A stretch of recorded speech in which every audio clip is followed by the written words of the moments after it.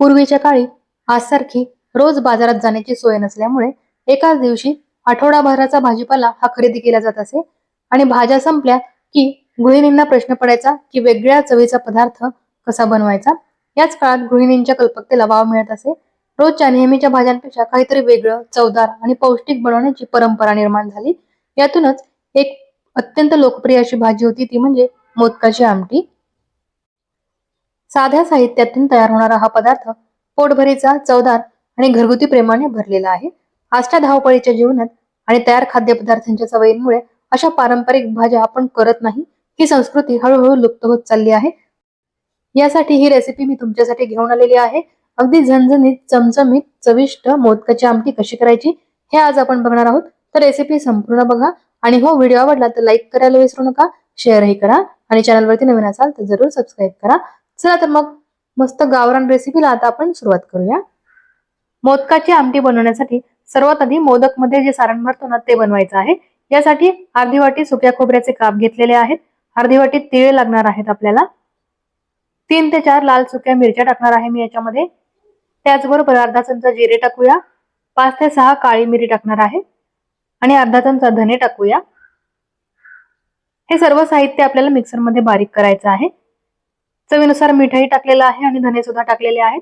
आता आपण याला भरड भरड वाटून घेऊया.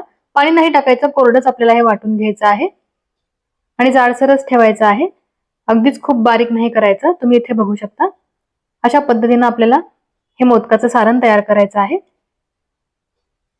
मोदकाचं सारण तयार झालेलं आहे. आता मोदक करण्यासाठी आपल्याला पीठ मळायचं आहे. यासाठी मी बेसन पीठ घेणार आहे आणि त्याच्यामध्ये आपण थोडंसं गव्हाचं पीठही टाकणार आहोत. 1 वाटीभर बेसन घेतलेलं आहे. त्याला पाव वाटी गव्हाचं पीठ टाकायचं आहे. चवीनुसार मीठ टाकूया. थोडीशी हळद, थोडीशी मिरची पावडरही टाकणार आहे मी. आता याचं घट्टसर असं पीठ मळून घ्यायचं आहे आपल्याला. बेसन पीठ चिकट असतं म्हणून एकदम पाणी टाकायचं नाही. थोडं थोडं पाणी टाकत आपल्याला हे पीठ मळून घ्यायचं आहे. मोदकांना सुंदर कलर येण्यासाठी आपण याच्यामध्ये हळद टाकलेली आहे आणि मोदकाच्या वरचं जे आवरण आहे ते चविष्ट होण्यासाठी, जरा खमंग लागण्यासाठी आपण मिरची पावडर टाकलेली आहे.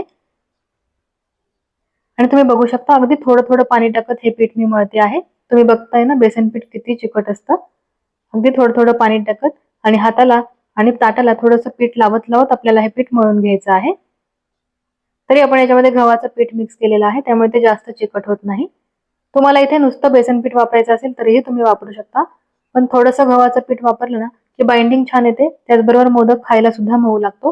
त्याच्यामुळे मी इथे गव्हाचं पीठ वापरलेलं आहे. सर्वात शेवटी थोडंसं तेल लावून आपण हे पीठ एकजीव करूया आणि बघा पीठ मळून झालेलं आहे. अगदी छान मऊसूत झालेलं आहे. खूप पातळ नाही केलेलं आपण, घट्ट पण मऊसूत केलेलं आहे.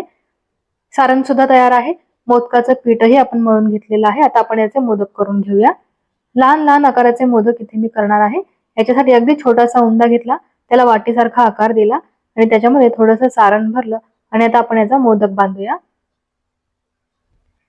हे सारणही अगदी चविष्ट होतं. आपण जास्तीचे मसाले नाही टाकले याच्यामध्ये, अगदी थोडेसेच मसाले टाकलेले आहेत. त्यामुळे अगदी चविष्ट सारण तयार होतं. अति मसाल्यांचा वापर केल्यावर सुद्धा एखादा पदार्थ बिघडू शकतो, म्हणून आपण थोडेच मसाले टाकून हे सारण तयार केलं आणि मोदक सुद्धा तयार झालेला आहे. तुम्ही बघू शकता अगदी सुंदर आकाराचा मोदक आपण तयार केलेला आहे.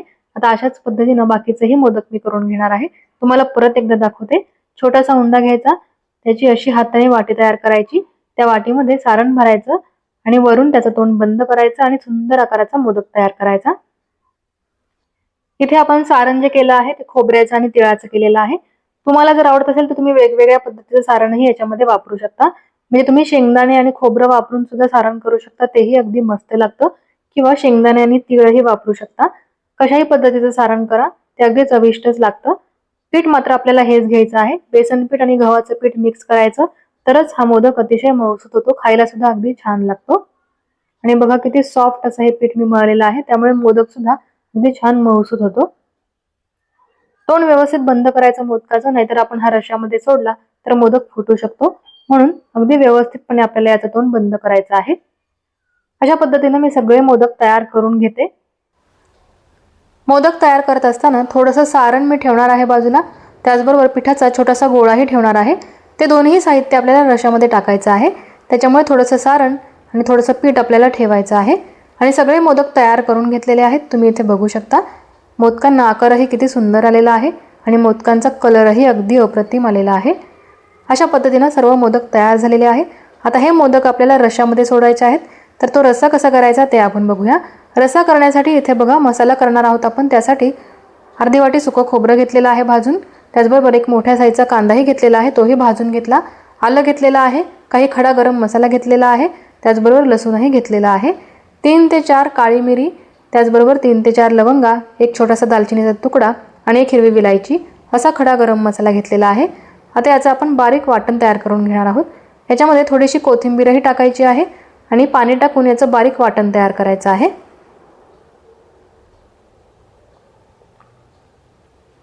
बघा मसाला तयार झालेला आहे. आता आपण रस्सा करायला घेऊया. यासाठी गॅसवरती कढई ठेवलेली आहे. कढईमध्ये तेल टाकूया. 3 चमचे तेल मी कढईमध्ये टाकते.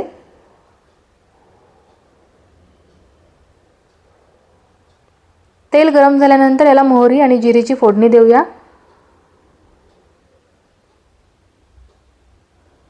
आधी मोहरी टाकायची. मोहरी छान तडतडली की त्याच्यानंतर आपल्याला जिरे टाकायचे. जिरेही छान तडतडले की आपण जो मिक्सरमध्ये वाटून घेतलेला मसाला आहे तो याच्यामध्ये टाकायचा आहे.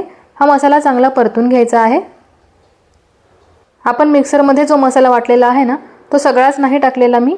तो 2 भाज्यांसाठी वापरणार आहे. त्यातला अर्धाच मसाला फक्त मी इथे या भाजीसाठी वापरलेला आहे. मसाला थोडा वेळ परतून झाल्यानंतर आता आपण मोदकाचं जे सारण ठेवलं होतं ते याच्यामध्ये टाकणार आहोत. 1 चमचाभर मोदकाचं सारण मी ठेवलं होतं ते आता तेलामध्ये टाकणार आहे आणि ते सुद्धा छान परतणार आहे.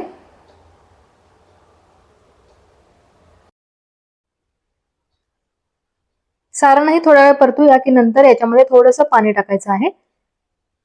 पाणी टाकल्याने काय होतं मसाला जळत नाही आणि तो अगदी चांगला शिजतो. अगदी थोडंसं अर्धी वाटी पाणी मी याच्यामध्ये टाकणार आहे आता. आता हे पाणी आटेपर्यंत हा मसाला शिजू द्यायचा आहे आणि नंतर याच्यामध्ये तिखट मसाले टाकायचे आहेत. आता यातलं पाणी आटलेलं आहे आणि तेलही सुटलेलं आहे या मसाल्याला, तुम्ही बघू शकता. आता तिखट मसाले याच्यामध्ये टाकूया.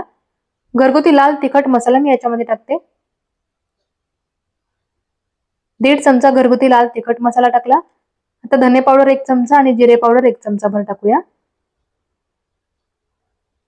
थोडीशी हळदही टाकणार आहे. त्याचबरोबर बेडगी मिरची पावडर टाकणार आहे 1 चमचा भरून. तिखट तुम्ही तुमच्या आवडीनुसार कमी जास्त करून घ्या आणि तुमच्याकडे घरगुती तिखट मसाला नसेल तर तुम्ही इथे कुठलाही विकतचा मसाला वापरू शकता. आता हे मसाले चांगले परतून घेऊया.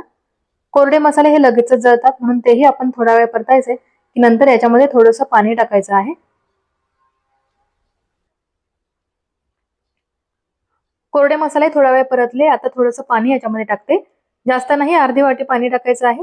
आता या पाण्यामध्ये हा मसाला शिजून घ्यायचा आहे.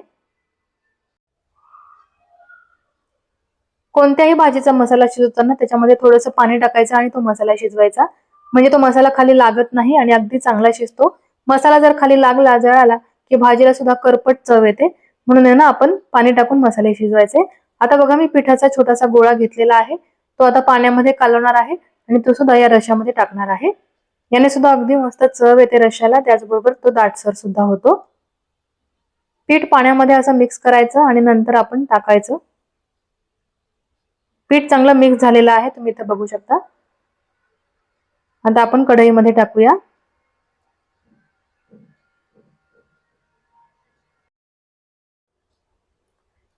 आणि या पिठीमुळे ना लगेचच दाटसर होतो रस्सा, तुम्ही इथे बघू शकता. लगेचच ही ग्रेव्ही घट्टसर झालेली आहे. आता ही ग्रेव्ही सुद्धा आपण थोड्या वेळ परतूया की नंतर याच्यामध्ये आपल्याला पाणी टाकायचं आहे. मसाला अगदी तेल सुटेपर्यंत परतून घेतलेला आहे. आता आपण याच्यामध्ये पाणी टाकणार आहोत. पाणी आपण गरमच टाकायचं आहे. यासाठी मी आधीच पाणी गरम करायला ठेवलं होतं. ते आता आपण याच्यामध्ये टाकून घेऊया.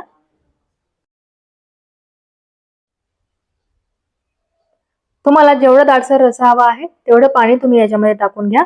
मी जवळजवळ 1.5 ग्लास पाणी याच्यामध्ये टाकलेलं आहे. म्हणजे अर्धा ग्लास पाणी हे आटून जाईल आणि 1 ग्लास इतका रस्सा मिळेल.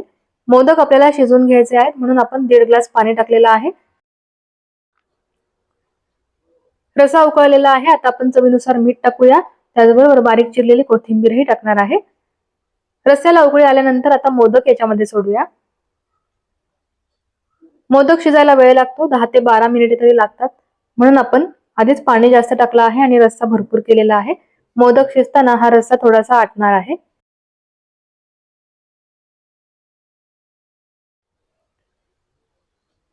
रस्स्याला उकळी आल्यानंतर आता हे मोदक आपण याच्यामध्ये सोडूया आणि 10 ते 12 मिनिटे हे मोदक आपण शिजवून घेणार आहोत. आता आपण गॅसची फ्लेम कमी करूया आणि 10 ते 12 मिनिटांनंतर बघूया मोदक चांगले शिजतील. हे मोदक कच्चे ठेवायचे नाहीत, नाहीतर खायला चांगले लागत नाही. म्हणून 10 ते 12 मिनिटे गॅसची फ्लेम कमी ठेवून हे शिजू द्यायचे आहेत. मोदक शिजतायत तोपर्यंत आता आपण चपाती करून घेऊया. या मोदकाच्या आमटीबरोबर खाण्यासाठी तुम्ही भाकरीही करू शकता, भातही छान लागतो. मी आज चपाती केलेली आहे. त्याचबरोबर बाजरीची भाकरी जर असेल ना तर बाजरीची भाकरी चुरून खायची या रस्स्याबरोबर. इतकी अप्रतिम लागते ना, तुम्ही एकदा करून बघा, तुम्हाला नक्कीच आवडेल. लहानपणी जेव्हा आम्ही गावाकडे जायचो ना, त्यावेळी माझी आजी या पद्धतीची मोदकची आमटी बनवायची आणि ती मला प्रचंड आवडते. पहिल्यापासून मी बऱ्याच वेळा करते. आठवड्यातून एकदा तरी मी ही मोदकची आमटी घरी बनवते. आमच्या घरी सगळ्यांना खूप आवडते. सगळ्यांसाठी मी चपाती बनवलेली आहे याच्याबरोबर खाण्यासाठी, पण मला आहे ना बाजरीच्या भाकरी बरोबरच ही आमटी खूप आवडते. तुम्ही कशाबरोबरही खा, चपाती बरोबर खा, भाकरी बरोबर खा किंवा भाताबरोबर खा. ही आमटी आहे ना अप्रतिम चविष्ट लागते. तुम्ही बनवून बघा, तुम्हाला नक्कीच खूप आवडेल. सगळ्या चपात्या मी करून घेतलेल्या आहेत. मोदकची आमटी ही झालेली आहे. मी गॅस बंद केलेला आहे. 10 ते 12 मिनिटे गॅसची फ्लेम कमी ठेवून ही आमटी मी उकळू दिली आणि मोदक अगदी छान शिजलेले आहेत आणि तुम्ही इथे बघू शकता मोदकांना एक वेगळीच चकाकी आलेली आहे. आणि तुम्हाला वाटलं तर तुम्ही आहे ना तोडून बघायचा एक तुकडा मोदकाचा. तो सहज तुटला की समजून घ्यायचं मोदक शिजलेला आहे. मोदक अगदी चांगले शिजून घ्यायचे, तरच ते खायला अतिशय छान लागतात, मऊ लागतात. आता गरमागरम मोदकची आमटी आपण सर्व करूया. बघा रस्स्याला कलरही सुंदर आलेला आहे आणि हा रस्सा आहे ना पातळच करायचा असतो, जास्त घट्ट करायचा नाही. कारण मोदक खाताना आपण तो फोडतो आणि त्यातला आतला जो मसाला आहे ना तो रस्स्यामध्ये मिक्स होतो आणि रस्सा आपोआपच घट्ट होतो. त्याच्यामुळे ना थोडा पातळसर रस्सा करायचा, छान लागतो. तर मस्त अशी गावरान झणझणीत आणि चमचमीत मोदकाची आमटी खाण्यासाठी तयार झालेली आहे. कशी वाटली तुम्हाला ही रेसिपी मला नक्की कमेंट करून सांगा. तुम्हाला जर आजची आपली ही रेसिपी आवडली असेल तर व्हिडिओला लाईक करायला बिलकुल विसरू नका. शेअरही करा.